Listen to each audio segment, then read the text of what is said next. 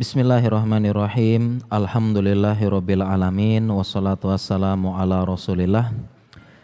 Baik para jamaah sekalian, peserta kajian yang semoga dirahmati dan disayangi oleh Allah Subhanahu wa taala.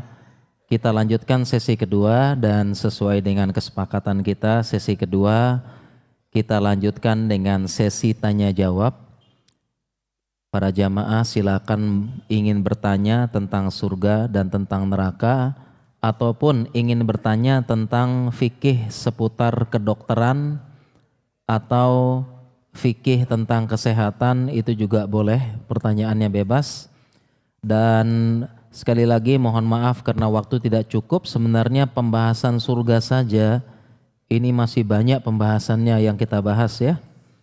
Contohnya kita belum bahas tentang kenikmatan fisiknya berupa sungai surga, berupa tempat di surga, berupa tempat tinggal, rumahnya bagaimana, istananya bagaimana, dipannya bagaimana, bagaimana juga tentang makanan dan minuman penduduk surga, apa makanannya, apa minumannya, campurannya bagaimana, jenis makanannya apa.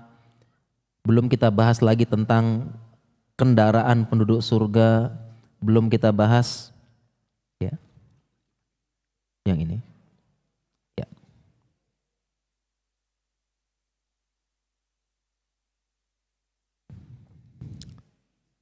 Ini. Oke. Ya, belum kita bahas tentang kendaraan penduduk surga. Jadi banyak banget ya, belum kita bahas juga tentang bentuk tubuh penduduk surga, tingginya penduduk surga, usianya, gagahnya, cantiknya penduduk surga, kemampuannya penduduk surga, kemudian masih banyak pembahasan-pembahasan yang lain dari penduduk surga ya. Penjaganya siapa, bangunan di surga, kamar-kamar di surga, kemah-kemah di surga dan sebagainya, pohon-pohon di surga, Masya Allah ya. Ini para jamaah sekalian, kapan-kapan kita bahas di surga ya, hewan-hewan juga. Baik para jamaah sekalian, mungkin biar lebih efektif ya, siang-siang ini juga ngantuk ya, jamnya makan tidur ya, jadi lebih enak tanya jawab ya. Baik, saya persilahkan fadlu bagi para peserta yang ingin bertanya bebas ya. Masalah kesehatan juga boleh insyaallah. Kami persilahkan. Assalamualaikum Ustadz, mau bertanya. Bagaimana ini kalau ada atau suami istri atau anak yang tingkat keimanannya atau tingkat ibadahnya itu tidak sama, mungkin ada yang tinggi, ada yang cukup, ada yang kurang, itu apakah nanti bisa bersama-sama di surga di tempat yang sama atau bagaimana? Jazakallah khairan. Assalamualaikum. Waalaikumsalam warahmatullahi wabarakatuh ya. Ini pertanyaan yang cukup bagus. Tadi saya ingin bahas tapi waktunya kurang cukup ya, jadinya memang banyak skip tadi. Bagaimana kan tadi kan penduduk surga bertingkat-tingkat ya, ada yang 100 tingkat di bawah, tengah, atas. Lalu bagaimana kalau ada anggota keluarga, ada anak, ada istri yang dia itu bisa jadi anaknya di bawah, istrinya di tengah, suami di atas, atau di paling atas anak yang lain.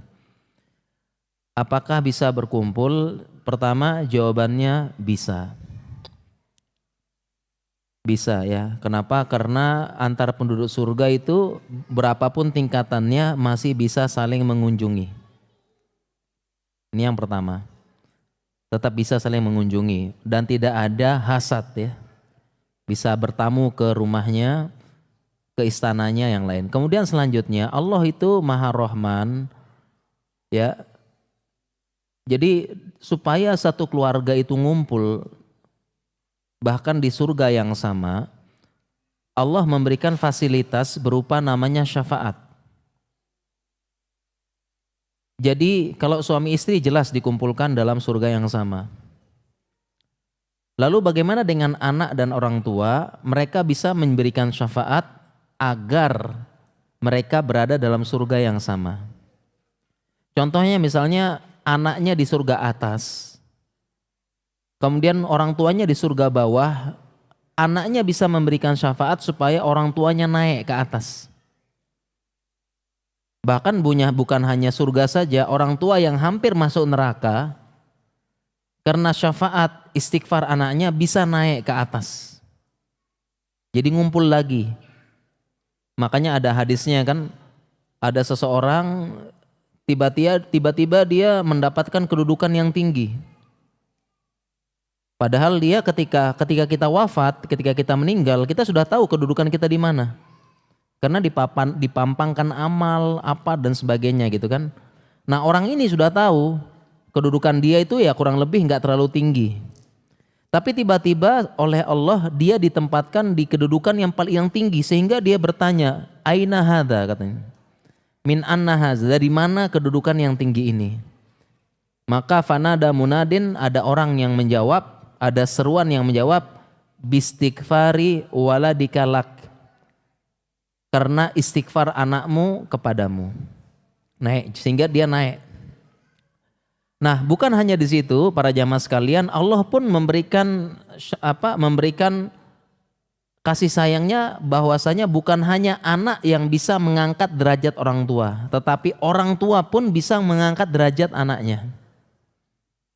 Supaya bisa ngumpul bareng di surga yang sama. Jadi seandainya anak di bawah, dengan maha rahmannya Allah, itu oleh orang tua bisa memberikan syafaat agar anaknya dibawa ke atas ngumpul bareng. Dalilnya adalah firman Allah, walladzina amanu wattaba'athum bihim dzurriyyatuhum biimanin alhaqna bihim dzurriyyatahum. Dan orang-orang yang beriman kemudian keimanannya diikuti oleh anak cucunya, alhaqna, kami susulkan. Kami susulkan ke orang tuanya. Jadi demikian ya Ibu ya perjawabannya, insya Allah dengan syafaat itu bisa dikumpulkan dalam surga yang sama. Baik demikian insya Allah. Oke, bismillahirrahmanirrahim. Assalamualaikum warahmatullahi wabarakatuh. Waalaikumsalam warahmatullahi wabarakatuh. Ustadz, ini tentang kajian fikih kesehatan Ustadz ya. Boleh, insya Allah. Pertanyaan pertama, salah satu teman saya Ustadz itu head itu di dalam 1 bulan itu tidak pernah terputus Ustadz. Jadi bulan pertama full, lalu kedua kadang keluar, beberapa hari berhenti, dan itu sampai detik ini Ustadz. Terkadang kita mengajak untuk salat jamaah dengan alasan lagi haid. Kef Ustadz untuk bisa memberikan saran ya, karena kan sholat adalah kewajiban, tetapi dalam tanda petik apakah itu termasuk darah istihadokah? Karena setelah tes USG Ustadz itu hasilnya pun normal untuk rahim. Bagaimanakah bisa mensiasati agar tidak melupakan salah satu kewajiban sebagai seorang hamba. Yang kedua tentang penjelasan antum, yakni tentang Ailiyin Ustadz, yakni penamaan Al-Jannah, itu pada kedudukan yang paling tinggi. Apakah sama Ustadz antara An-Nar dengan Sijin? Mungkin itu Ustadz pertanyaan dari saya. Wassalamualaikum warahmatullahi wabarakatuh. Ya baik ya, oke. Ada tadi ya pertanyaan tentang ada seorang yang dia mungkin darahnya tidak pernah terputus ya. Oke, darahnya tidak pernah terputus. Ya, jadi hampir sebulan penuh itu berdarah terus. Nah, kalau sudah sebulan penuh itu tidak pernah putus, ini jelas ya secara syariat maupun secara medis itu pasti darah istihadhah. Ya, pasti itu adalah darah apa? Darah istihadhah. Darah istihadhah ini ya dijelaskan oleh para ulama, darah istihadhah definisinya adalah istimrarud dam alal mar'ah bihaitsu la yanqati anha abadan. Itu definisinya. Darah istihadhah adalah darah yang keluar terus-menerus tidak pernah terputus. Ini istihadhah. Dan istihadah itu kalau lihat penjelasan ulama, Imam Nawawi mengatakan jaryani dam min farjil mar'ah min ghairi awanihi annahu yakhruju min irq. Itu penjelasan Imam Nawawi. Darah istihadah darah yang keluar dari kemaluan perempuan dan bukan pada waktunya, artinya bukan haid, dan dia keluar dari pembuluh darah. Jadi yang membedakan antara haid sama istihadah, kalau istihadah itu keluar dari pembuluh darah yang disebut dengan perdarahan, dia luka. Sedangkan kalau darah haid itu adalah darah karena peluruhan dinding rahim. Peluruhan dinding rahim. Ya, makanya kalau dalam ilmu medis istihadah disebut dengan istilah dysfunctional uterine bleeding atau perdarahan uterus disfungsional. Itu dalam istilah medis yang namanya istihadah. Nah, sehingga kalau sudah sebulan nggak berhenti-berhenti, itu jelas definisi syar'i dan definisi kedokteran itu adalah darah istihadah atau dysfunctional uterine bleeding. Nah, sehingga kalau sudah seperti ini memang harus sholat. Harus sholat. Ya, harus sholat. Lalu bagaimana caranya? Caranya dia sholat. Yang pertama, dia bedakan dulu dengan cara tamyiz. Dengan cara tamyiz, karena mungkin kalau dia kan keluar tiap bulan keluar terus. Tapi nanti ada saatnya ketika haid darahnya beda. Darahnya beda ya. Memang ngalir terus tapi ketika haid darahnya beda, agak amis, kehitaman dan sebagainya. Seperti itu. Kalau tidak bisa digunakan metode tamyiz, artinya darahnya kenceng banget, kita nggak tahu ya, nggak bisa dibedakan, maka cara yang selanjutnya digunakan adalah dengan mengikuti kebiasaan siklus haidnya. Jadi misalnya dia tiap bulan haid tanggal 5 sampai tanggal 12 selama 7 hari, ya sudah selama tanggal itu dia haid, dianggap haid, selebihnya sholat. Karena nggak bisa dibedakan, keluar tiap bulan. Baru cara yang ketiga, kalau memang haidnya tidak teratur, maka caranya yaitu dengan mengikuti kebiasaan haid perempuan terdekat dia. Perempuan terdekat, misalnya dia tinggal dengan satu kamar dengan teman perempuan. Ya, berarti dia kan nggak tahu ya kapan haid, tidak bisa tamyiz, tidak bisa juga dibedakan secara siklus, karena siklusnya nggak teratur, bisa 2 bulan, bisa 1 bulan. Maka caranya adalah dengan mengikuti kebiasaan haid orang-orang terdekat, teman kamarnya atau apa dan sebagainya. Jadi seperti itu ya. Mungkin yang bertanya, mungkin dia bingung sholatnya bagaimana. Kita jelaskan, gini cara sholatnya.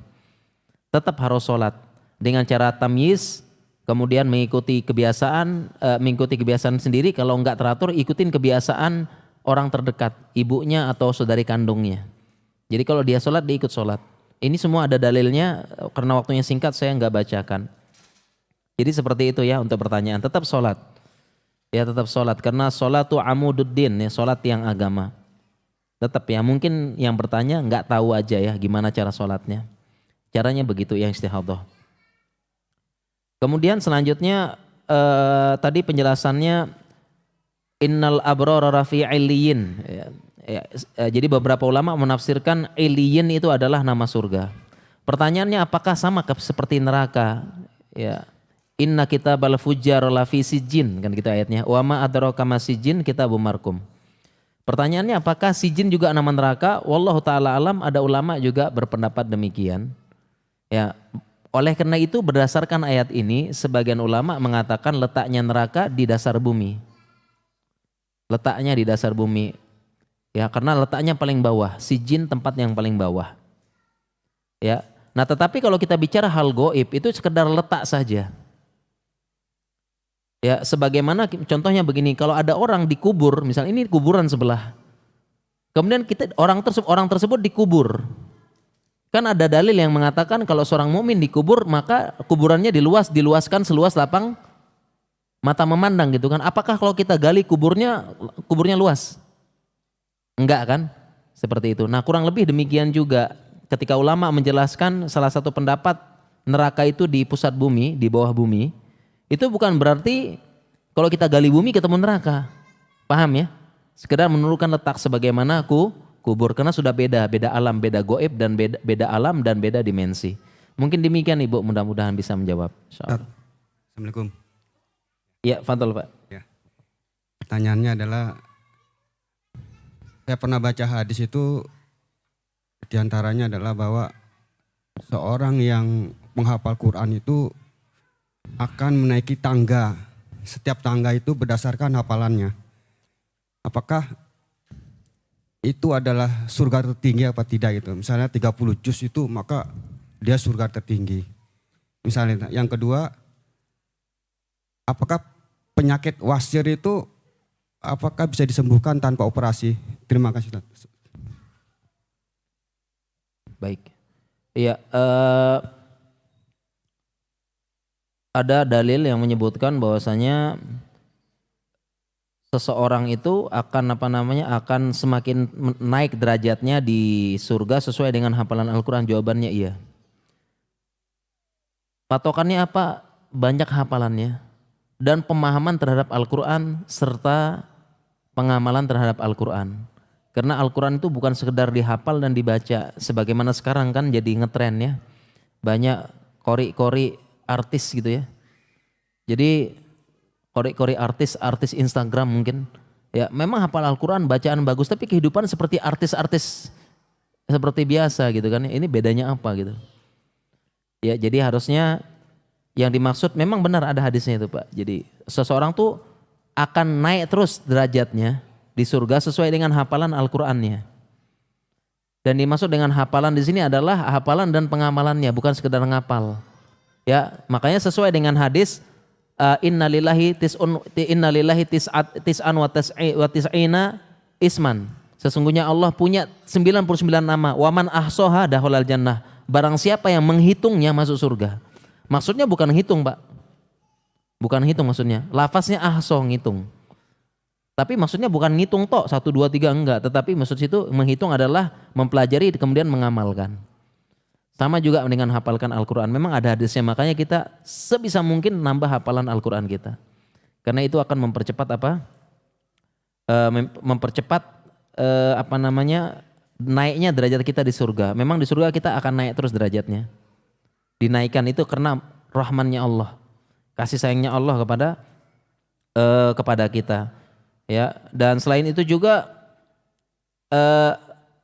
kalau anaknya penghafal Al-Quran, maka dia akan menaikkan derajat orang tuanya. Dia akan memakaikan mahkota bagi kedua orang tuanya di surga.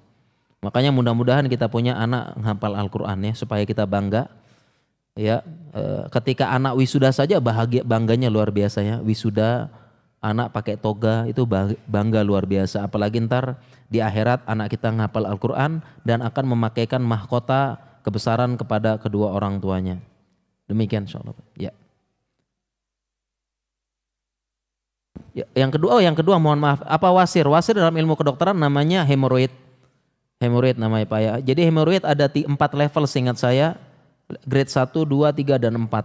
Ya, kalau grade 1 sama 2 masih bisa sembuh dengan pola hidup. Grade 1, 2 itu wasir atau hemoroid itu masih bisa disembuhkan, masih bisa mengecil dengan pola hidup, jangan banyak duduk, jangan banyak minum air, jangan banyak makan serat supaya kalau buang enggak terlalu ngeden. Jangan banyak duduk juga. Seperti itu ya. Dan ada obatnya. Tapi kalau sudah grade 3 sampai 4 sudah bengkak, udah lebar, sangat disarankan dihilangkan dengan operasi. Demikian insyaallah ya. Ya. Assalamualaikum Ustadz. Ya. Mau tanya. Ya, silakan. Ustadz, ini masalah kesehatan. Kalau misalnya kita sakit, kan ada ulama-ulama yang bilang kita bacain doa di air putih. Apakah itu bisa menyembuhkan penyakit kita? Ya, terima kasih Ustadz. Jazakallah khairan. Iya. Kalau kita sakit, apakah kita bisa meruqyah dengan meniup air? Jawabannya bisa, Pak. Jawabannya bisa, karena ada hadisnya. Saya punya tulisannya di sini. Kalau kita sakit, kita bacakan ruqyah Al-Fatihah, kita tiupkan di air, kemudian air tersebut kita minum atau kita mandikan. Ini bisa, ada hadisnya, ada dalilnya seperti itu. Boleh, ya. Boleh dengan keyakinan bahwasanya yang menyembuhkan Allah, ini hanya wasilah. Jadi ruqyah itu bukan yang menyembuhkan, apalagi peruqyahnya bukan Al-Qur'annya juga yang menyembuhkan, tapi dengan izin Allah. Makanya ada fatwa saya terjemahkan, hal yumkinu lil muslim ayu alija nafsahu binafathihi bil qiraah wa nafsihi fil ma. Bolehkah seorang muslim mengobati dirinya dengan air yang dibacakan ayat ruqyah lalu ditiupkan? Jawabannya, fatwanya ini jawabannya boleh. Boleh insyaallah. Demikian insyaallah. Ya. Silakan. Ya, Assalamualaikum Ustaz. Anak tanya yang pertama, dulu pernah dijelaskan sama Ustadz kita bersama, Ustadz Manhan Salaf, cuma anak lupa siapa. Itu dari tingkatan surga itu salah satu kenikmatan ke para penduduk surga. Jadi yang atas bisa lihat yang bawah, tapi yang bawah enggak lihat di atas gitu Ustadz.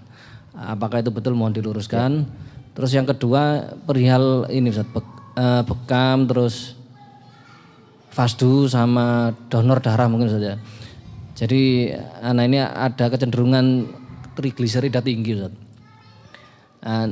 Anak ini sepertinya lebih cocok dengan pengobatan seperti itu, preventif seperti itu. Apakah memang betul di bayangan saya itu karena darah itu di flushing dikeluarkan akhirnya lebih sehat dan juga ginjal lebih enggak kerja keras seperti itu. Apakah seperti itu? Barakallahu fikum Ustaz. Ya baik, kalau terkait dengan pendapat surga bertingkat-tingkat, yang atas bisa lihat yang bawah nggak bisa lihat yang bawah tidak bisa lihat yang atas ya. Walau alam saya nggak tahu pendapat ini ya. Saya tidak tahu, tapi yang saya tahu bisa saling ngelihat, bahkan bisa saling ngunjungin dan tidak ada hasad. Kalau pendapat ini saya nggak tahu, nanti tanya sama ustadz yang lain aja saya tahu. Adapun kalau trigliserida tinggi kemudian dengan bekam atau fasdu atau dengan donor, bagus, memang bisa ngurangin. Kalau saya pribadi lebih donor, saya pendonor rutin. Ya, pendonor rutin. Saya 4 hari yang lalu donor, ini masih ada bekasnya. 4 hari yang lalu saya donor. 4 hari yang lalu barusan aja. Saya rutin donor. Karena memang kalau donor darah pertama bermanfaat bagi kita. Ya, bermanfaat karena periksa kesehatan, gratis. Jadi kalau ada apa-apa nggak boleh donor kita kan. Ya, dikasih tahu. Kemudian kedua, darah kita bermanfaat untuk orang lain, insya Allah. Ya, dan yang tadi bisa emang manfaat donor darah menyehatkan ya, mulai dari menstabilkan kolesterol ya dan sebagainya, asalkan diimbangi dengan pola hidup yang sehat. Demikian. Kalau saya lebih milih donor, lebih bermanfaat untuk orang lain juga, seperti itu. Ya, wallahu alam, demikian insya Allah Pak. Bismillah, Afan Ustadz, saya izin bertanya. Silakan. Kalau misalkan kita mimpi ayah yang sudah meninggal itu, apakah itu memang beliaunya atau hanya bunga tidur? Kemudian pertanyaan yang kedua. Mohon maaf, yang pertama tadi apa? Mimpi, tentang mimpi ayah yang sudah meninggal. Oh, mendatangi, nggih, siap. Nggih. Kemudian yang kedua, jika misalkan kita tidak suka sayur itu apakah tidak suka buah, apakah ada pengganti serat selain buah? Nggih, jazakumullah khairan. Iya, baik ya. Kalau mimpi ketemu ayah ya itu bisa jadi mimpi ketemu ayah itu berarti nggak ketemu ayah beneran. Nggak ketemu ayah. Karena katanya saya punya tulisan mimpi itu 3 sebabnya. Yang pertama adalah busyra minallah. Artinya mimpi yang baik dari Allah. Kemudian yang kedua adalah takhwifu syaitan. Setan nakut-nakuti. Baru yang jenis mimpi yang ketiga ahghathu ahlam. Mimpi yang ketiga namanya bunga tidur. Ini disebutkan dalam hadis. 3 jenis mimpi. Pertama busyra minallah. Allah buat kita mimpi yang bagus. Jadi bangun-bangun kita seger, bangun-bangun kita semangat. Bangun-bangun kita dapat kabar gembira. Ini memang Allah jadikan mimpi kita bagus. Mimpi yang bagus ya. Bangun-bangun kita optimis karena mimpi yang bagus. Ini busyra minallah memang. Yang kedua takhwifu minasyaiton. Setan menakut-nakuti. Jadi memang setan bisa. Setan bisa masuk ke mimpi kita, kemudian dia membuat kita sedih, bangun-bangun takut, bangun-bangun sedih, bangun-bangun pesimis. Memang setan bisa dengan izin Allah. Baru yang ketiga namanya ahghathu ahlam. Namanya mimpi bunga tidur. Bunga tidur apa? Karena memang pikiran kita terlalu banyak. Ya, lagi mikirin skripsi, ya mimpi dikejar skripsi. Lagi mimpi apa begini, lagi mimpi mandi air hangat ternyata sedang pipis. Ya. Ini bunga tidur azghasu ahlam namanya sebagaimana dalam surat Al-Yusuf. 3 ini. Jadi bukan dari setan juga, memang bunga tidur kita. Karena apa? Karena kebanyakan mimpir. Dan zaman ini banyak azghasu ahlam. Kenapa? Karena medianya banyak. TV, internet, apa. Karena kalau orang dulu azghasu ahlam susah. Karena dia TV nggak ada, ini nggak ada. Karena seseorang tidak bisa mimpi kalau nggak pernah lihat sebelumnya. Tidak ada bayang-bayang sebelumnya. Tidak ada rekam otak sebelumnya. Dan zaman sekarang banyak sekali azghasu ahlam. Karena ya lihat nonton TV, apa, internet, video. Nah sehingga pertanyaannya mimpi ketemu ayah itu, ayahnya itu kasih kabar gembira, bangun-bangun optimis atau pesimis? Kalau bangun-bangun pesimis mungkin setan datang menyerupai ayah kemudian ya nakut-nakutin, takhwif. Jadi bangun-bangun itu pesimis. Dan kalau kita mimpi buruk, syariat kita bilang jangan dipedulikan gitu kan. Dan jangan diceritakan kepada orang lain. Seperti itu ya mimpi ya. Dan memang setan bisa ya menyerupai, kecuali menyerupai Nabi SAW gak bisa. Seperti itu. Tentang mimpi ketemu. Terus yang selanjutnya pertanyaan kedua tadi apa ya, lupa jadi. Oh pengganti serat. Kalau nggak suka buah itu banyak ya mengganti apa buah atau sayur?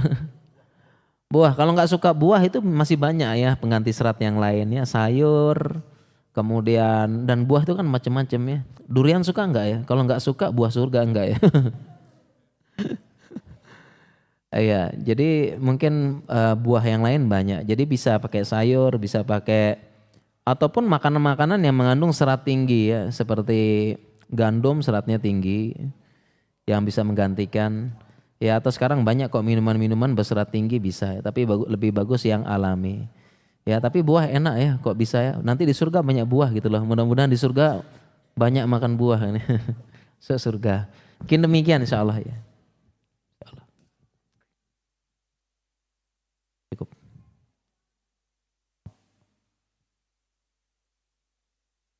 Kita cukupkan jamaah ya. Udah siang nih, udah ngantuk.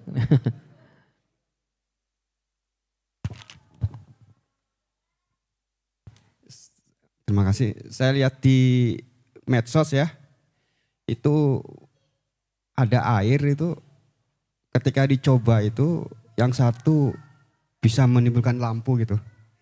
Yang air. Jadi ada beberapa minuman gitu. Makanya saya mau konfirmasi ini benar apa enggak gitu. Yang satu air itu ketika ditusuk dengan tegangan itu enggak ada mengandung listrik. Yang satu mengandung listrik.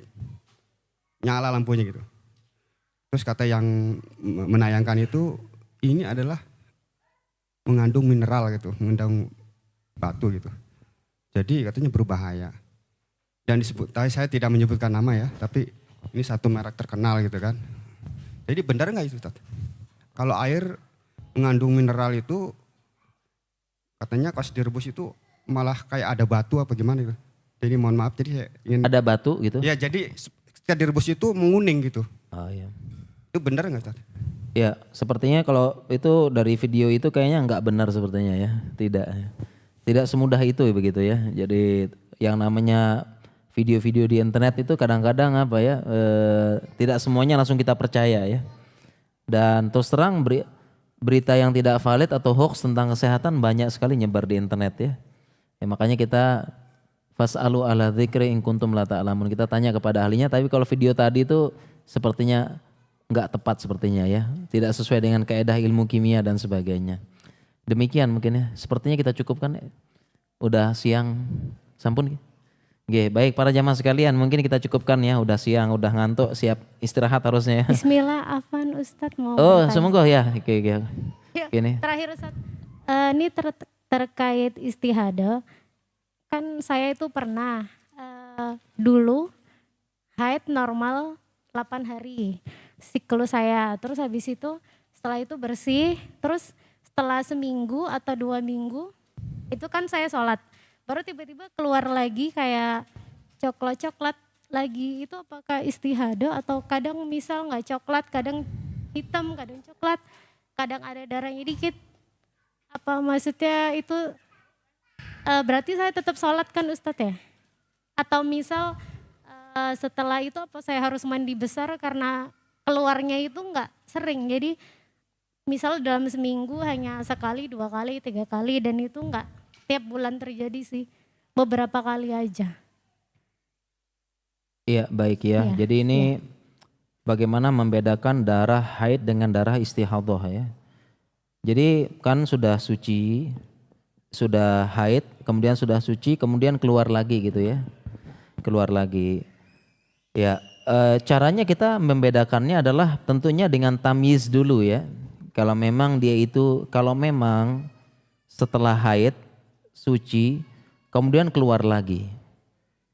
Nah, cara kita membedakan haid atau istihadhah, caranya dengan tamyiz, dengan ciri darah. Kalau memang ciri darahnya itu darah haid, dan kita yakin ya, biasanya ibu-ibu lebih tahu ya. Kita yakin darah haid warnanya hitam, baunya amis, agak kental ya, kemudian gumpal sedikit. Kalau memang kita yakin itu darah haid, berarti memang benar itu darah haid. Meskipun terjadi 2 siklus dalam 1 bulan. Meskipun terjadi 2 siklus dalam 1 bulan. Kalau memang yakin itu darah haid berarti. Karena dalam ilmu kedokteran memang ada yang namanya siklus memanjang, siklus memendek. Siklus memanjang namanya siklus memanjang namanya oligomenore. Jadi siklusnya memanjang. Siklusnya tiap 3 bulan sekali. Siklusnya memanjang ada yang 6 bulan sekali. Itu namanya oligomenore. Bahkan ada siklusnya 1 tahun sekali. Bahkan ada yang selama menyusui nggak haid-haid. Ini namanya oligomenore. Tapi ada juga namanya polimenore, yaitu siklus haid memendek. Jadi siklusnya biasanya kan sebulan atau 28 hari. Nah ini jadi 14 hari, setiap 14 hari haid. Atau bahkan jadi memendek jadi siklusnya 3 kali sebulan. Siklusnya jadi 10 hari sekali. Sebulan 3 kali. Ini namanya polimenore. Jadi dalam ilmu kedokteran ini ada. Ini ada dalam ilmu kedokteran. Jadi kalau memang sudah sembuh, sudah bersih, setelah 14 hari ada 2 siklus dalam 1 bulan dan yakin itu darah haid, ya udah haid berarti. Darah haid memang. Asalkan yakin itu benar-benar ciri darah haid. Tetapi setelah diperiksa ternyata jauh dari ciri darah haid, berarti istihadhah. Enggak perlu mandi lagi, enggak perlu apa, lanjut sholat. Karena istihadhah itu bukan haid, enggak perlu mandi, enggak perlu apa. Enggak perlu mandi besar maksudnya ya, tetapi ada adab-adabnya ya, supaya sebagian ulama bilang mandi sebelum sholat. Sebagian lagi bilang setiap sholat ditutup, dirapatkan biar nggak bocor gitu, wallahu alam ya. Jadi itu demikian ya, kembali kepada ciri darah haid. Dan memang sekali lagi ilmu kedokteran membenarkan sebulan bisa 2 kali haid. Namanya polimenore. Ustadz, Namanya. itu normal nggak kayak gitu? Apa tadi itu? Polimenore nggak normal berarti. Nggak normal. Karena sebulan perempuan itu ya 28 hari atau sebulan. Polimenore sebabnya mungkin macam-macam ya, ada kelainan hormon dan sebagainya. Seperti itu. Ya. Oke. Sampun Pak. Oke, sampun. Baik para jamaah sekalian, mungkin kita cukupkan sampai di sini. Ya, udah siang, kapan-kapan kita lanjutkan lagi, mudah-mudahan bermanfaat. Kita tutup. Subhanakallahumma wa bihamdika asyhadu alla ilaha illa anta astaghfiruka wa atubu ilaik. Wassalamualaikum warahmatullahi wabarakatuh.